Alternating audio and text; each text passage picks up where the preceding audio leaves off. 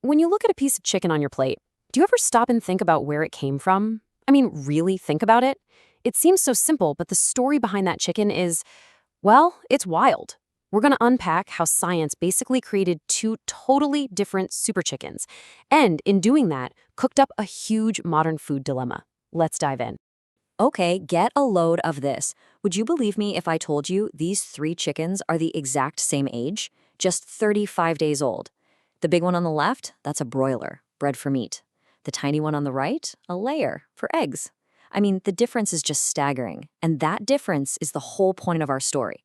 And that one in the middle? We'll get back to him. He might just be the key to all this. All right, so here's how we're going to break it all down. First, we'll look at the wild world of chickens that exist out there. Then we'll zero in on the two superstars of the food industry. We'll get into the science of how we made them so perfect. Then the tricky part, the dilemma. And finally, we'll try to figure out what this all means for the future of what we eat. Okay, before we get into the heavy stuff, the industrial side of things, let's just take a step back. I want you to appreciate the sheer incredible variety in the chicken kingdom. I promise you, it's way, way more interesting than just the standard white birds you see in the grocery store. I mean, the scale of it is just mind-boggling. Get this, just for the miniature chickens, bantams, the American Bantam Association recognizes over 70 different breeds. 70! And that doesn't even touch on all the regular-sized ones. It's crazy. And this just gives you a little taste of that variety. You've got these true bantams, like silkies. They're these little puffballs that are just naturally small. Then there are ornamental breeds, like the separates, which are basically bred to be beautiful with these amazing feathers. Some chickens, like cowchins, have feathered feet. And yeah, it's true, there are chickens called Easter eggers that can lay eggs in all sorts of colors. Blue, green, even pinkish. How cool is that? All right, so from this huge, colorful, diverse world of chickens, the modern food industry has basically zoomed in on just two highly, highly specialized types. And these two birds, they provide pretty much all the chicken meat and all the eggs we eat today. Meat, the layer, and the broiler. And this really lays it all out, doesn't it? On one hand, you've got the layer hen. She's an egg-laying machine, basically. A small, light bird that can pump out around 288 eggs a year. On the other hand, the broiler. For this bird, it's all about one thing, getting big, fast. We're talking market weight in about a month. So they're the same species, but they've been engineered for totally opposite jobs. And here's the real kicker. It all comes down to a biological trade-off. It's kind of like trying to be a world champion weightlifter and a world champion marathon runner at the same time. You just can't. The body has to choose. It's the same for chickens. A bird that's a rock star at packing on muscle just isn't going to be a great egg layer. It's one or the other. And that basic fact is why the industry had to pick a lane and create these two specialists. So the big question is, how on earth did we get to this point? I mean, how did we create chickens that are so incredibly specialized? Well, it's a really fascinating journey through science, starting with just, eyeballing a chicken, all the way to mapping its entire DNA. And you can see how things just took off. Back in the 40s, it was pretty simple. You just pick the biggest, healthiest looking birds and breed them. That's phenotypic selection. Then in the 50s, we got a bit smarter. We started looking at how the relatives were doing.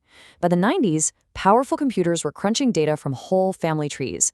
But, oh man, the real revolution, the absolute game changer, hit in the 2000s, genomic selection.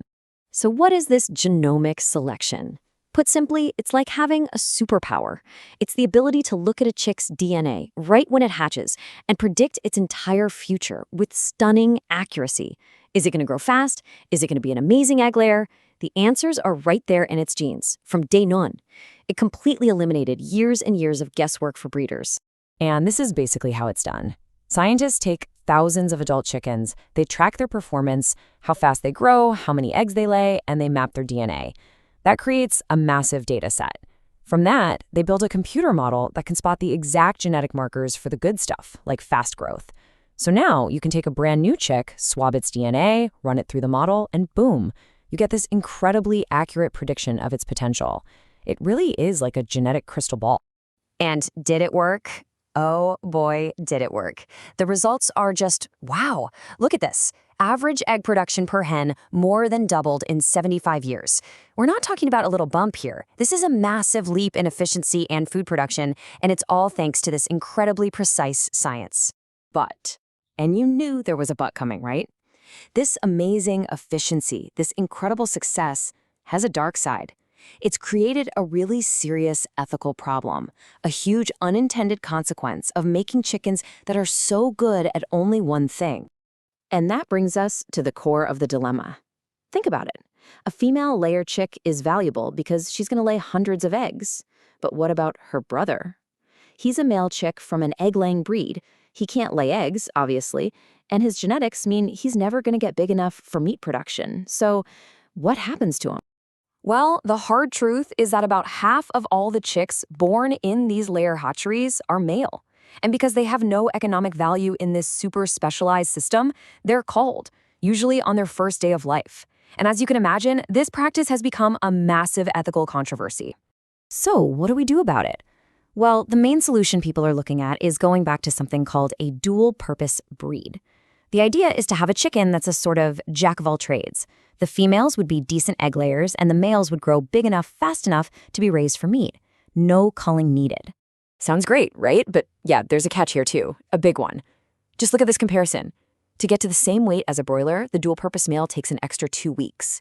And it eats way more feed to get there. That feed conversion number tells you how much feed it takes to produce a kilogram of meat, so lower is better. And at the end of the day, all that extra time and feed means it costs a whopping 38% more to produce that meat. So what does that mean in the real world? It means for a farmer to make the same amount of money, they'd have to charge about 40% more for that dual-purpose chicken meat. And that extra cost, it gets passed right on down the line to you at the grocery store. And it's not just about money. It turns out there's a huge environmental trade-off too, because these birds are less efficient, they need more resources, a lot more. One study looked at what it would take for Germany to make this switch. The answer? An extra 270,000 metric tons of feed. They need an area of land larger than the entire country of Malta just to grow that feed, plus a massive amount of extra drinking water. So in trying to solve the ethical problem, we create a pretty big environmental one. So that's where we are. We're stuck at this really difficult crossroads. It's a classic tale of competing priorities, and honestly, there are no simple, easy answers to be found. It's kind of ironic, isn't it? The very same science that made chickens so cheap and available for so many people around the world is the exact same science that created this major ethical problem. And every single solution we come up with seems to force us to choose, pay more, or use up more of the planet's resources. And that really is the ultimate question this leaves us with, isn't it? Looking ahead, what do we prioritize? Is it the incredible efficiency that keeps food affordable for billions?